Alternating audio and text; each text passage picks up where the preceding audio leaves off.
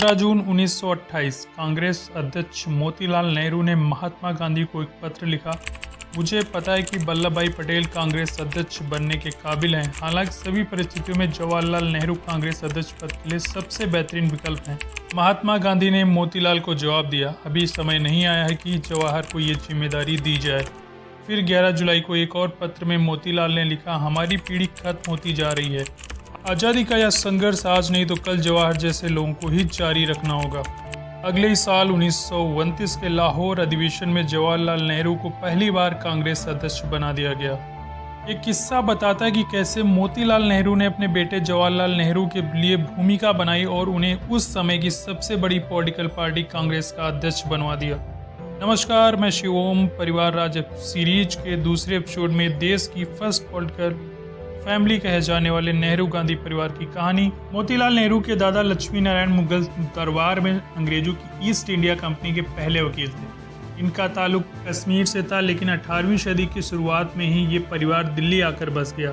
1857 की क्रांति को कुचलने के लिए जब अंग्रेज सेना दिल्ली में घुसी तो उस वक्त मोतीलाल नेहरू के पिता गंगाधर नेहरू शहर कोतवाल थे। इस हिस्सा से बचने के लिए उनका परिवार आगरा में जाकर बस गया। मार्च 1861 में गंगाधर नेहरू का निधन हुआ और इसके 3 महीने बाद 6 मई 1861 में मोतीलाल नेहरू का जन्म हुआ। मोतीलाल की परवरिश उनके बड़े भाई नंदलाल नेहरू ने की, जो पहले राजस्थान के केतड़ी ही रियासत में दीवान थे और बाद में आगरा हाई कोर्ट में वकालत करने लगे। हाई कोर्ट आगरा से इलाहाबाद शिफ्ट हुआ तो नेहरू परिवार भी इलाहाबाद बस गया। जब 1885 में रिटायर्ड अंग्रेज कलेक्टर एओ ह्यूम ने कांग्रेस की नींव रखी, उस वक्त मोतीलाल नेहरू वकालत पढ़ रहे थे।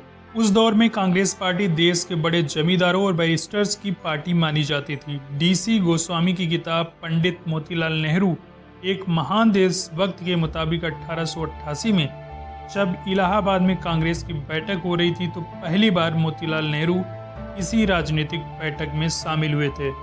1889 में जवाहरलाल नेहरू का जन्म हुआ। उस वक्त मोतीलाल नेहरू को राजनीति में कोई इंटरेस्ट नहीं था। उन्होंने पूरा फोकस अपने वकालत के पेशे पर किया और 1900 ईस्वी तक उनका नाम देश के सबसे महंगे वकीलों में शुमार होने लगा। उन्होंने इलाहाबाद में आलीशान घर खरीदा और उसका नाम आनंद भवन रखा। वो राष्ट्रीय जिंदगी जीने लगे और अपने बच्चों की परवरिश भी ऐसे ही की। 13 अप्रैल 1919 को जलियांवाला बाग में अंग्रेज अधिकारी जनरल ओ डायर के आदेश पर सैकड़ों भारतीयों का कत्लेआम हुआ। इस घटना ने मोतीलाल नेहरू का अंग्रेजों के प्रति गुस्सा बढ़ा दिया। इसी के बाद वो राजनीति में सक्रिय हो गए। करीब 8 महीने बाद दिसंबर 1919 को अमृतसर में जब कांग्रेस पार्टी की बैठक हुई तो मोतीलाल को राष्ट्रीय अध्यक्ष चुन लिया गया। 1928 में कोलकाता अधिवेशन में मोतीलाल नेहरू फिर कांग्रेस अध्यक्ष बने और अगले साल यानी 1929 में लाहौर अधिवेशन में उनकी जगह उनके बेटे जवाहरलाल नेहरू पार्टी के अध्यक्ष बनाए गए और इसके बाद जवाहरलाल नेहरू देश के पहले अंतरिम प्रधानमंत्री बने और यहीं से कांग्रेस में नेहरू गांधी युग की विधिवत शुरुआत हुई। पत्रकार दुर्गादास अपनी किताब India from Curzon to Nehru and after में लिखते हैं कि 1955 में नेहरू ने अपने करीबी गुजराती नेता यूएन ढेबर को कांग्रेस अध्यक्ष बनाया। 1959 में ढेबर ने नेहरू की बेटी इंदिरा गांधी को कांग्रेस वर्किंग कमेटी में शामिल किया। 1959 में ढेबर के पद छोड़ने के बाद सभी को लगा कि पार्टी के वरिष्ठ नेता एस निजलिंगप्पा पार्टी के अध्यक्ष बनेंगे, लेकिन तभी मीटिंग में शास्त्री जी उठे और उन्होंने कहा कि इंदिरा को अध्यक्ष पद के लिए पूछा जा सकता है। कुछ नेताओं ने इंदिरा की तबीयत पर सवाल खड़े किए, लेकिन तभी नेहरू ने कहा कि there is nothing wrong with Hindus health. Nehru ने साफ तौर पर बेटी का पद चुन लिया था और 1959 में पहली बार इंदिरा गांधी कांग्रेस अध्यक्ष चुनी गई। शास्त्री के निधन के बाद इंदिरा प्रधानमंत्री बनी और 1978 से 1983 तक कांग्रेस अध्यक्ष बनी रही। अभी कम ही लोग जानते हैं कि नेहरू परिवार ने गांधी सरनेम कैसे इस्तेमाल करना शुरू किया। बल्टिक फोक अपनी किताब फिरोज गांधी द फॉरगॉटन गांधी में लिखते हैं, फिरोज गांधी पर महात्मा गांधी का गहरा प्रभाव था, इसलिए उन्होंने अपना सरनेम गांधी कर लिया। फिरोज से शादी के बाद इंदिरा गांधी सरनेम लगाने लगी। वरिष्ठ पत्रकार रशीद किदवई के मुताबिक इंदिरा के छोटे बेटे संजय गांधी को आने वाले समय में कांग्रेस का अध्यक्ष माना जा रहा था। लेकिन 23 जून 1980 को एक ट्रेन दुर्घटना में संजय गांधी की मौत हो गई। इंदिरा के बड़े बेटे राजीव राजनीति में नहीं आना चाहते थे, लेकिन बद्रीनाथ के शंकराचार्य स्वामी स्वरूपानंद ने उन्हें समझाया, जिसके बाद 1980 में राजीव गांधी पायलट की नौकरी छोड़ राजनीति में आए। 31 अक्टूबर 1984 को इंदिरा गांधी की हत्या हुई, जिसके बाद पीएम पद और कांग्रेस पार्टी अध्यक्ष पद के लिए प्रणब मुखर्जी समेत कई दावेदार थे, लेकिन आनन फानन में उसी शाम राजीव गांधी को प्रधानमंत्री पद की शपथ दिला दी गई और 1991 में राजीव गांधी की हत्या का कांग्रेस अध्यक्ष पद भी उनके पास ही रहा था। राजीव गांधी की हत्या के बाद सोनिया गांधी इतना घबरा गई थी कि उन्होंने राजनीति में आने का प्रस्ताव ठुकरा दिया था। कांग्रेस पार्टी के कई वरिष्ठ नेताओं के आग्रह के बावजूद भी वो 7 सालों तक राजनीति से दूर रहीं। 1991 में पीवी नरसिम्हा राव प्रधानमंत्री और कांग्रेस अध्यक्ष बने। 1996 में सीताराम केसरी कांग्रेस अध्यक्ष बने। हालांकि पार्टी के कई बड़े नेता केसरी के नेतृत्व से खुश नहीं थे और कांग्रेस बिखरने लगी। रशीद किदवई के मुताबिक कांग्रेस में बिखराव देखने के बाद सोनिया ने पार्टी की कमान अपने हाथ में लेने की हामी भरी, लेकिन सोनिया की एंट्री इतनी भी आसान नहीं थी।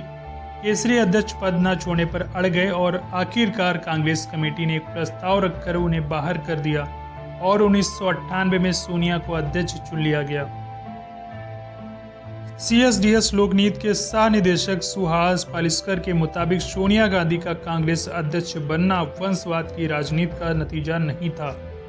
राजीव की मौत के बाद जब कांग्रेस पार्टी बिखर रही थी, तब उन्हें एक ऐसे नेता के रूप में लाया गया था जो उस समय पार्टी में सभी के लिए स्वीकार्य था।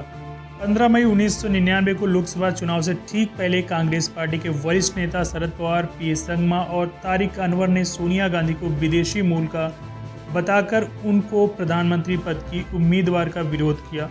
इस विरोध के बाद सोनिया ने कांग्रेस कार्यसमिति को भावुक पत्र लिखकर अपने पद से इस्तीफा दे दिया। 20 मई 1999 को CWC ने पवार, संगमा और अनवर को 6 साल के लिए पार्टी से बाहर कर दिया।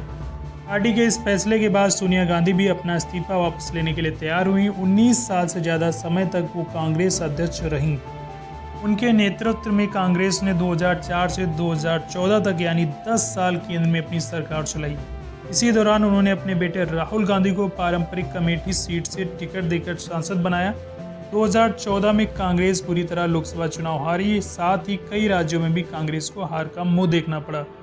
उसी समय सोनिया गांधी की तबीयत भी खराब रहा करती थी। ऐसे में उन्होंने अध्यक्ष पद छोड़ने का फैसला किया।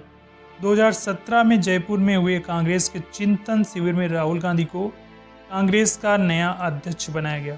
एक बार फिर कांग्रेस की कमान गांधी परिवार के पास ही रही, लेकिन राहुल के अध्यक्ष बनने के बावजूद हार का सिलसिला नहीं थमा। 2019 लोकसभा चुनाव में हार के बाद राहुल गांधी ने कांग्रेस अध्यक्ष पद से इस्तीफा दे दिया। उन्हें मनाने की काफ़ी कोशिशें हुई, लेकिन राहुल ने इस्तीफा वापस नहीं लिया और उन्होंने पार्टी का नया अध्यक्ष मनोनीत करने से भी इनकार कर दिया। इसके बाद 2022 तक सोनिया गांधी कांग्रेस की अंतरिम अध्यक्ष बनी रहीं। 2022 में मल्लिकार्जुन खड़गे को पार्टी अध्यक्ष बनाया गया। हालांकि अभी भी कांग्रेस के तमाम फैसलों में गांधी परिवार की छाप दिखती है। जानकार मानते हैं कि भले ही कांग्रेस अध्यक्ष पद पर गांधी परिवार का कोई सदस्य नहीं है, लेकिन कांग्रेस की तरफ से आने वाले समय में प्रधानमंत्री पद के उम्मीदवार राहुल गांधी ही रहेंगे। परिवार राज सीरीज के दूसरे एपिसोड में इतना ही। अगले एपिसोड में एक और पॉलिटिकल फैमिली की कहानी जानेंगे। नमस्कार।